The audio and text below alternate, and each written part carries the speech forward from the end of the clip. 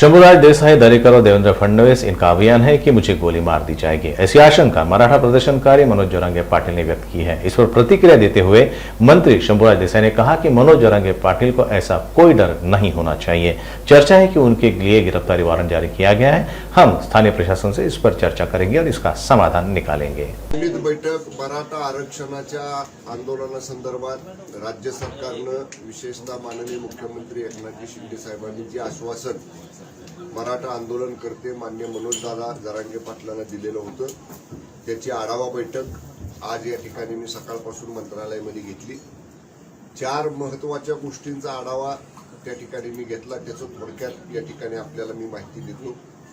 पहिला विषय होता की सगळ्या सोयऱ्यांच्या संदर्भामधलं ड्राफ्ट नोटिफिकेशन आहे, त्याच्या बाबतीत कार्यवाही कुठपर्यंत आली। तर मी आज अधिकाऱ्यांच्याकडनं विस्तृत त्याची सगळी माहिती घेतली।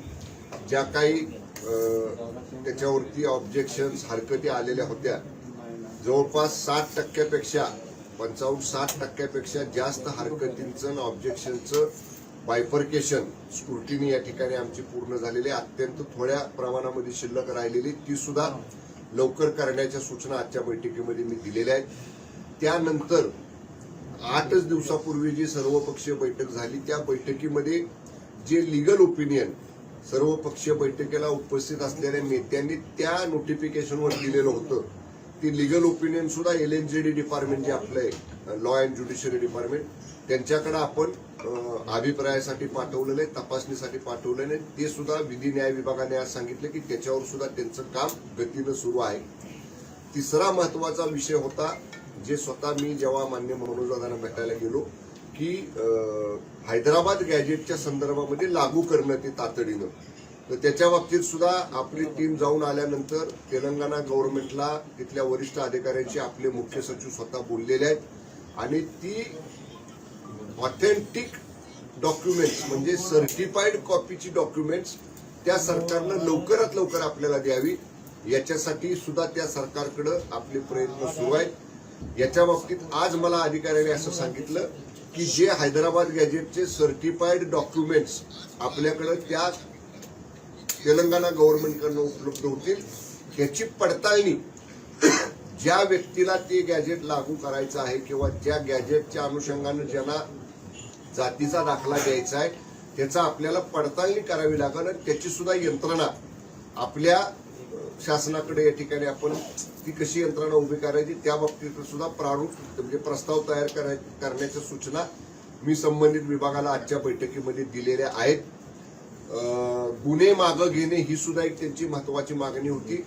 गुन्हे मागं घेण्याबाबतीत जे आपले 2024चा GR आहे, त्या 2024च्या GR मध्ये ज्या तारखेपर्यंतचे गुन्हे मागं घेण्याचा निर्णय झालेला होता, ते काम सुद्धा या ठिकाणी अंतिम टप्प्यात आलेलं आहे।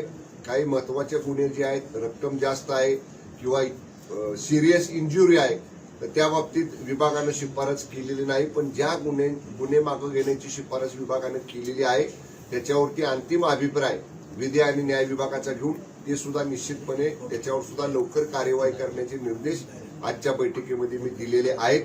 मी हे एवढ्यासाठी आज सांगतोय की 1 महिन्याचा कालावधी मान्य मनोजदादा पाटलांना भेटून आल्यानंतर त्यांनी मला दिला होता। अधिवेशनाच्या कालावधीमध्ये सुद्धा मी काम केलं। आज 20 तारखेला त्यांनी ऑपरेशन सुरू केलं होतं, त्याच्या आदल्या दिवशी सुद्धा मी त्यांच्याशी फोनवर बोललो होतो।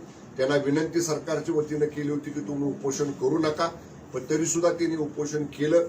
पण एक गोष्ट समाधानाची आहे, मला आमच्या अधिकाऱ्यांकडून माहिती मिळाली की रात्री त्यांनी थोडंसं औषधोपचार घेतलेले आहेत, त्यांनी सलाईन डॉक्टरांनी सलाईन लावायचा सल्ला दिल्यानंतर त्यांनी सलाईन सुद्धा घेतलेला आहे आणि कदाचित उपोषणाच्या बाबतीत आज ते काहीतरी निर्णय घेऊन कदाचित ते उपोषण स्थगित करतील असं चर्चा आहे। अद्याप त्याच्यावरती फायनल काय आम्हाला कळालेलं नाही, पण आपल्या माध्यमातून मान्य मनोजदादांना आज माझी परत विनंती राहील की त्यांनी प्रकृतीची काळजी घ्यावी। मराठा समाजाला त्यांच्यासारख्या नेतृत्वाची आवश्यकता आहे। त्यांनी ज्या काही सूचना केलेल्या आहेत, ज्या काही सजेशन्स दिलेले आहेत, त्यांच्या ज्या काही मागण्या आहेत आणि त्याच्या बाबतीत जे सकारात्मक प्रतिसाद राज्य सरकारनं महायुती सरकारनं त्यांना दिलेला आहे, त्याचं डे टू डे फॉलोअप मी माननीय मुख्यमंत्र्यांनी मला आदेश दिल्याप्रमाणे त्याचा डे टू डे मी फॉलोअप करतोय। मी परत एकदा हे सगळं माझे पत्रकार परिषदेतलं वक्तव्य संपवण्यापूर्वी सांगेन की मनोज पाटील जरांगे साहेबांना सरकारनं जे आश्वासन दिलेलं आहे त्याच्यापासून सरकार मागं हटणार नाही. ते कायद्याच्या फ्रेममध्ये चौकटीत बसणारं कसं करायचं ह्याच्यासाठी डे टू डे आढावा त्याचा फॉलोअप मी स्वतः मराठा आरक्षण मंत्रिमंडळ उपसमितीचा सदस्य म्हणून घेतोय आणि म्हणून माननीय मनोज पाटलांनी सुद्धा याच्यासाठी सरकारला सहकार्य करावं. मी ओबीसी समाजाला आश्वासित करू इच्छितो की या बाबतीत जे आश्वासन मराठा आंदोलनकर्त्यांना दिलेलं आहे ते देत असताना ओबीसीच्या आरक्षणाला कुठेही धक्का लागणार नाही. हे वारंवार जे माननीय मुख्यमंत्र्यांनी आणि सरकारने सांगितलेलं आहे त्याच्यावर सरकार आजही ठाम आहे. त्यामुळं दोन समाजामध्ये तेढ निर्माण होणार नाही याची दक्षता महाराष्ट्रातल्या सर्वच घटकांनी या ठिकाणी घ्यावी. ओबीसी समाज जरी आज त्यांना वाटतंय की काही गोष्टी आम्हाला आमच्या विरोधात घडतील तसं बिलकुल नाही. त्यांना सुद्धा जे आश्वासन शासनानं दिलेलं आहे त्या आश्वासनाच्या बाबतीत सुद्धा सरकार ठाम आहे. त्यांच्या पाठीशी सुद्धा त्यांच्या एकाही सवलतीला सुविधेला किंवा त्यांच्या कुठल्याही या ठिकाणी आरक्षणाच्या बाबींना कुठेही सरकार धक्का लावणार नाही आणि मराठा समाजाला जे आश्वासन दिलंय ते वेळेत गतीनं पूर्ण करण्यासाठी आम्ही दैनंदिन त्या गोष्टीचा आढावा मी स्वतः घेतोय आणि एक एक टप्पा त्याच्यात आपण पुढे चाललेलो आहे. धन्यवाद.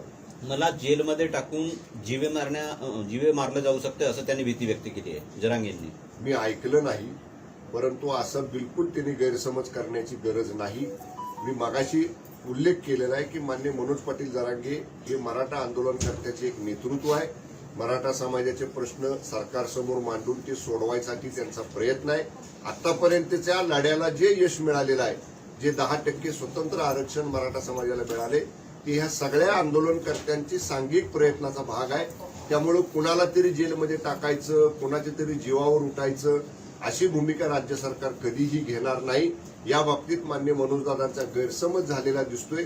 जी काय अटक वॉरंट निघालंय ही बातमी चाललेली आहे त्याच्या बाबतीत तिथल्या स्थानिक प्रशासनाकडनं मी माहिती घेईन परंतु न्यायालयीन प्रक्रियेचा तो भाग आहे त्याच्याशी थेट सरकारचा कुठलाही संबंध नाही.